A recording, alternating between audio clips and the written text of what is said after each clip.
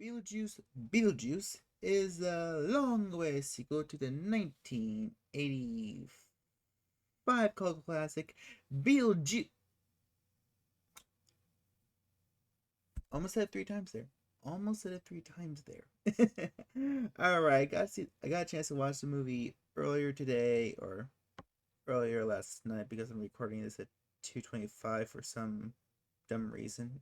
Don't ask me why. um, I wish I wrote down notes about my thoughts about the film, but didn't really get a chance to. But short review. It is a fun, chaotic, overstuffed mess. It's a good movie, but it's a mess. All right, so we pick up all these years later. We follow on Delia, and she is kind of profiting off her psychic abilities. She's like one of those old ghost hunters things of those old shows. She's estranged with her daughter, and her father just died.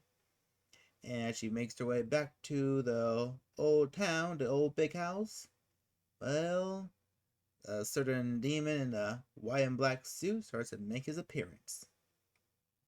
And that's basically the big main plot of the film. Because, like I said, the movie is very chaotic.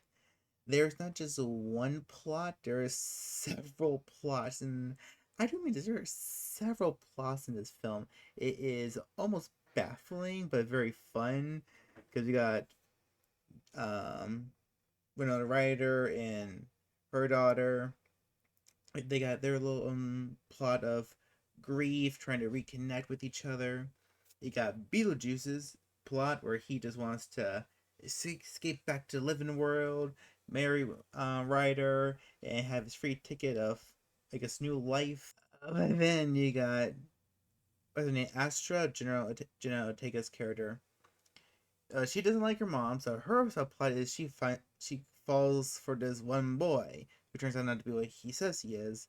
And then we also got this other subplot of Beetlejuice's old love, this soul sucker coming back from dead, chasing after him. Then we got this other subplot, which probably not really subplot, but we got what's his name? I can't think of his name right now. Willem Dafoe. he's a he was an actor who played a cop. So now that he's died in the underworld, he is the pseudo cop. There are just too many plot points in this movie. It makes no sense because you could easily done.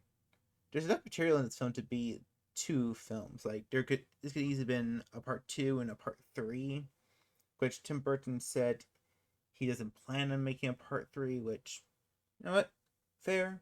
Yeah, you don't really want to do a part three, so just put all your ideas into this film. All right, cool, awesome. But the film bad though? Like, no, it really wasn't.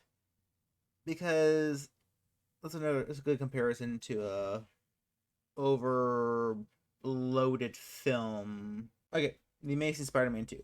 The Amazing Spider-Man 2 is an over bloated mess of a movie. We all know it. Anyone who's seen it knows it. And this is a very similar, but main difference between that movie and this movie, that movie was really trying to tell a coherent story, or at least the director was trying to. This movie is very much focused on the ride and the chaos. This is a weird, wacky roller coaster. Yeah, the movie is just like one big, massive roller coaster. It takes a minute for the movie to get going, like the whole supernatural plot. It takes a minute for that to get going. Once the no, once what's her name? I always forget her character name for some reason. Whenever Winona Ryder reunites with Beetlejuice, movie is just wacky. It's chaos. There's not a single dull moment. But the dull moment though, let's talk about the first act. It is over. Is it the first act? Honestly, I don't really want to say it only has two acts. Really, it's just like one big act one, one big act two. Yeah, like the first act where they were just setting up what Delia has been doing all this time, what her daughter is like, what her boyfriend's like, her stepmother, basically catching up with these characters. It's awesome, it's great. It goes on for over an hour. I don't really think it needed to. I feel like it just takes up too much time for all these other subplots that the movie has going for it that they don't really do anything with. I mean, the one subplot for Jen Ortega and her being going to the underworld when Beetlejuice shows up is solved. It's solved and it's boom, it's done and over with. And you got the big scary lady, this girl right here, this one in the center. You got her subplot, her being the soul sucker. When her thing is resolved, it is so fast. It is pretty much a recreation for the first movie. I haven't in the first movie, and I can say what exactly happened, but even in the theater, I was like, uh, okay, so, wait, that's how we're ending it? She was built up to be this super big, super powerful, awesome monster. And she does nothing. She does nothing. The movie is very fun. All the jokes, well, I think all the jokes landed, but I they all made me chuckle. Nothing made me laugh out loud. But true, the best part of the movie is why is his name escaping me right now? Michael Keaton. Michael Keaton is Beetlejuice.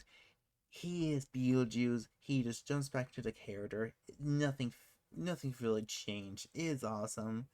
Every moment he's on screen, he steals it. It's fun. It's great. It's maddening. A good mix of horror comedy. No, probably not really horror, but it's creepy, it's weird, it's eerie. And that's the kind of thing I like. And Bob. I like Bob. The little shrunken head guy right here above my little cowlick. Bob is fun, is awesome. I love him. I want justice for Bob. Justice for Bob. But yeah, this is a not can't really talk too much right now, but like I said, this is a very fun movie. If you like the first movie, you're probably really gonna love this one. Only bad part about it is, like I said, the first hour, the build up to everything, well, not bad. It feels like that could have been trimmed a lot, trimmed, and we can have more stuff dealing with the underworld. The movie was too fiddled with subplots. It really made no sense. I mean, besides getting some really cool backstory of for Beetlejuice, they didn't really need to be there. I mean, this movie could all have been about Jenna Ortega and Winona Ryder, them getting back together, her little conflict with this ghost she meets. That's what could have been this whole movie. Then Beetlejuice. It could have been third end of the trilogy dealing with the Soul Sucker. I don't know. It's a great movie. I loved it. But no, I didn't really love it. I like it. I really, really liked it. I wanted to like it a lot more than I did, but it wasn't that good. It's very fun, very chaotic, very great. Not bad to watch, but not that good.